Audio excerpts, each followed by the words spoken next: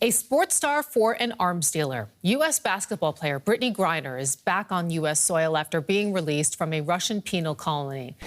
These pictures were taken just moments ago. A U.S. government plane touching down in San Antonio, Texas. In exchange for her release, the U.S. has handed over a Russian arms dealer accused of supplying al-Qaeda and the Taliban, among others. A prisoner swap on the tarmac of Abu Dhabi airport. It was here that captivity ended for U.S. basketball star Brittney Griner, seen here on the left, and the Russian arms dealer Victor Bout on the right. U.S. President Joe Biden spoke to Griner shortly after her release. I'm glad to be able to say that Brittney's in good spirits. She's relieved to finally be heading home. And the fact remains that she's lost months of her life, experienced a needless trauma, and she deserves space, privacy, and time with her loved ones to recover and heal from her time being wrongfully detained. Griner's wife, Sherelle, thanked those involved in bringing Brittney home. So over the last 9 months, you all have been so privy to one of the darkest moments of my life. And so today I'm just standing here overwhelmed with emotions, but the most important emotion that I have right now is just sincere gratitude. While Griner was still on her way to the U.S., Bout was already being welcomed by his family in Moscow. He had been in a U.S. jail since 2012, serving a 25-year sentence for arms trafficking.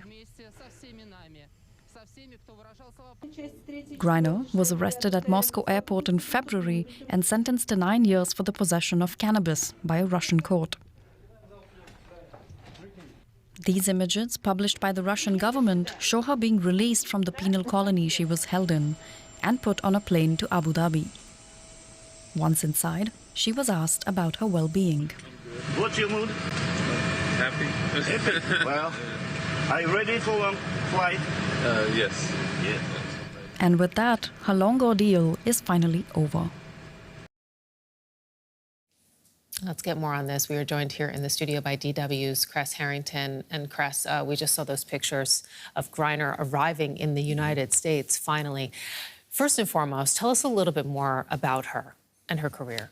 Well, in terms of the world of basketball, she's a two-time gold medalist and Olympian. She's a superstar in the WNBA. She's been a superstar for about a decade. She's also won the title in the WNBA. That's the Women's National Basketball Association. And she was actually one of those players that was so competitive and dominant, she would actually tease and taunt NBA players and say, hey, I could beat you one-on-one and other things like this. So she was a very big figure, you know, in the sport of women's basketball. So obviously this is good news for many. Yeah, but, you know, if you just look at the optics of it here, you have this sports star being traded for this convicted arms dealer. Was this really a good deal for Joe Biden? Is it being seen as such in the world of politics? I think more than anything, you have to consider this an emotional victory, okay? You have to focus on the feelings and kind of put the facts on the side, because, you know, when you look at the arms dealer, convicted arms dealer, and you compare that to a WNBA superstar, the trade seems a bit imbalanced. But it was Griner or no one. You know, Biden pretty much echoed that sentiment and said that, you know, he's working on trying to get Paul back. Paul Whelan was detained in 2018. He's a former U.S. Marine. And the idea was he's also being, right. Yeah. And the idea was it'll be a 2-for-1 deal, you know, and Russia, you know, said otherwise, you know, and Biden basically got what he could get. In terms of bringing Griner home and trading Victor Bout, you know, in that swap. But all in all, I think this does leave somewhat of a split, you know, in the United States, because politically, with what's coming up soon, I think this causes more division than anything. Russia's claiming that this is a big success. How are people in the U.S. reacting? Well, there's been an outpour of emotional support. Former President Barack Obama was quick to support Biden and the administration, saying, you know, congratulating him on all of the hard work it took to get done. Her former basketball coach called it the best Christmas ever. Fans of her, you know, broke down in tears. You know, so the emotional support was there. You know, just happy to see Brittney Griner back. But one American football player did say, wait a minute, they left a Marine behind? Heck no. You know, there was this dismay, you know, about that. And just to add to Paul Whelan, the U.S. Marine still detained, his brother reached out as well and was happy that Brittney Griner came back. He said it's happy anytime an American comes back from Russia and is safe. But now, unfortunately, the U.S. doesn't seem to have a piece they can trade for Paul Whelan to secure his return. So it looks like he'll have to serve out his sentence. I believe he has 16 more years of hard labor in that penal colony in Russia. So, you know, I think it'll be a Merry Christmas for all of those who love Brittney Griner, and they'll champion and support this outcome. But the reality is there's still an American being held in Russia. Chris Harrington from DW Sports with a little bit more reaction and insight on who Brittney Griner is and how her release is being received. Thank you so much. Thank you. And earlier, we asked our correspondent and Russia analyst, Konstantin Eggert, how this swap is being seen in Russia. Well, it depends on where you're looking from. In the U.S., it's clearly seen as a kind of American government saving an innocent American citizen.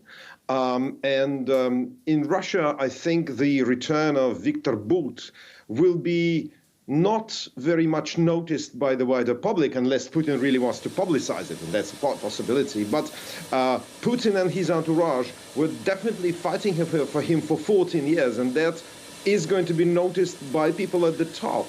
And I think that questions remain. Why the Kremlin was so adamant in trying to pull out Viktor, an accused and basically recognized merchant of death, as they call him, someone really fueling regional conflicts and conspiring to kill American citizens, as the court said. Why the Russian government felt such a compulsion to get him out of jail. His connections, I'm sure, will eventually be investigated, and that's going to be a very interesting story. Can we read anything into the strategy here from Moscow, especially, you know, with the invasion of Ukraine looming as well? Well, first of all, it's going to present Putin in a positive light for the first time in quite a few months, let's put it like that, in the eyes of the Russian ruling class. So he's saving one of their own. Secondly, what I think is interesting is that there are other people, especially one Mr. Krasikov, who is now serving a life sentence in Germany for killing a former Chechen warlord in the middle of Berlin in 2019. As far as we understand, the Kremlin was trying to include this man in the swap, but Germany refused. So, alas, my suspicion is that German citizens traveling in or living and traveling to Russia have to be very, very cautious, because Putin is in the habit of taking hostages and exchanging them for his people. Bring us a bit more into the U.S. and the Western perspective here, because there are other prisoners being held in Russia on dubious charges.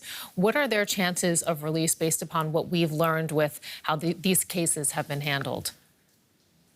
Well, yes, definitely. There is another case of a former U.S. Marine and a citizen of the U.S., Canada, Ireland, and Britain, Paul Whelan, who is serving a 16-year sentence for allegedly for espionage. He denies that he was engaged in espionage. Again, as far as we understand, his fate was discussed during negotiations about Griner, but actually Putin refused to let him go. So definitely we'll be watching for other cases. And I would say one thing.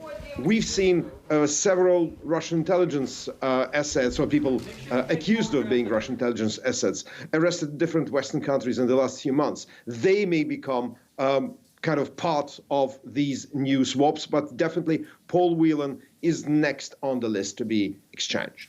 Konstantin Eggert in Vilnius, thank you.